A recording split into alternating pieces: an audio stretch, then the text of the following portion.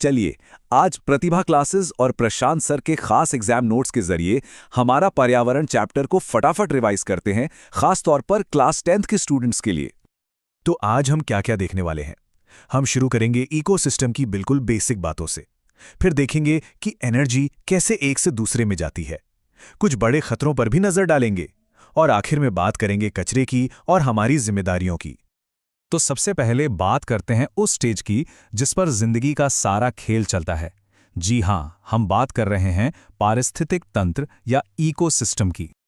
इसे ऐसे समझिए, एक जंगल है, उसमें सजीव चीजें हैं जैसे पेड़, जानवर, कीड़े, और निर्जीव चीजें भी हैं जैसे हवा, पानी, मिट्टी।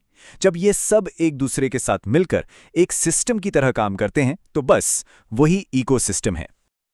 और हाँ, ये इकोसिस्टम भी दो तरह के होते हैं।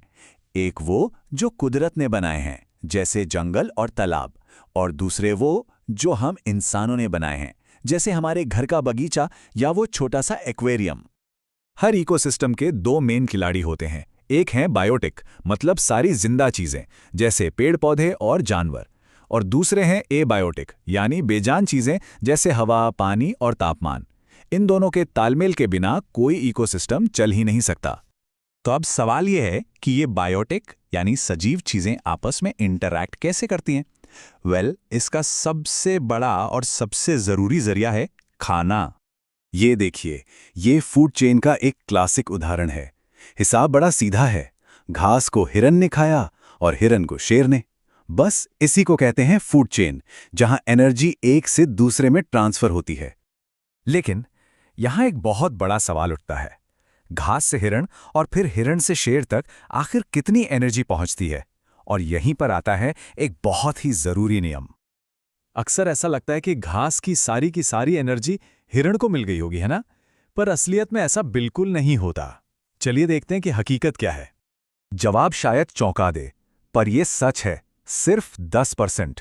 जी हां, यह लिंडमैन का मशहूर 10% का नियम है, और एग्जाम के लिए यह सुपर इंपॉर्टेंट है। मतलब हर अगले लेवल पर 90% एनर्जी लॉस हो जाती है। और यही वो वजह है कि ज्यादातर फूड चेन्स में 4 या 5 से ज्यादा लेवल नहीं होते। क्यों? अरे भाई, क्योंकि ऊपर तक पहुंचते पहुंचते एनर्जी बचती ही नहीं है। एक और बात, गांठ बांध लीजिए। एनर्जी का ये फ्लो हमेशा वन वे होता है। ये सूरज से शुरू होकर आगे ही बढ़ता है, कभी यू टर्न नहीं लेता। अब तक तो बात थी एनर्जी की, जो हर लेवल पर कम होती जाती है। पर सोचिए, अगर फूड चेन में कुछ ऐसा घुस जाए जो कम होने के बजाय हर लेवल पर बढ़ता जाए तो? इसी खतरनाक प्रोसेस को कहते हैं बायोमैग्निफिकेशन या जैव आवर्धन। और इसे समझना इसलिए इतना जरूरी है क्योंकि इसका सीधा कनेक्शन हमसे है। जैसे कि डीडीटी जैसे खतरनाक केमिकल्स, ये हर लेवल पर जमा होते जाते हैं। मतलब जो जहर पौधे में कम था वो मछली में ज्यादा होगा, और जो सबसे टॉप पर है यानी कई बार हम इंसान, उसमें ये जहर सबसे ज्यादा कॉन्सेंट्रेशन में जमा हो जाता है। चलिए अब जमीन और पानी के इकोसिस्टम से जरा ऊपर उठते हैं और आसमान की तरफ देखते हैं। वहां हमारा एक सुरक्षा कवच है, ओजोन परत। सोचिए, ये हमारे प्लैनेट का अपना नेचुरल सनस्क्रीन है। इसका एक ही काम है, सूरज की खतरनाक अल्ट्रावायलेट किरणों से हमें बचाना, और ये काम बहुत जरूरी है। लेकिन एक विलन है, CFCs यानी क्लोरोफ्लोरोकार्बन, जो हमारे AC और फ्रिज से निकलता है। ये सुरक्षा कवच में छेद कर रहा है, जिससे स्किन कैंसर जैसी बीमारियों का खतरा बढ़ जाता है। ये सारी बातें हमें एक ही जगह ले आती हैं, इस प्लैनेट पर हमारा असर। और इसी से जुड़ा है हमारा आखिरी टॉपिक, वो कचरा जो हम पैदा करते हैं और उसे मैनेज करने की हमारी जिम्मेदारी। मोटे तौर पर कचरा दो तरह के होते हैं।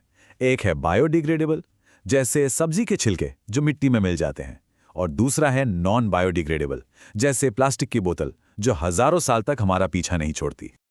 ठीक है, अब तक हमने जो कुछ भी समझा, चलिए उसे एक एग्जाम के सवाल से परखते हैं।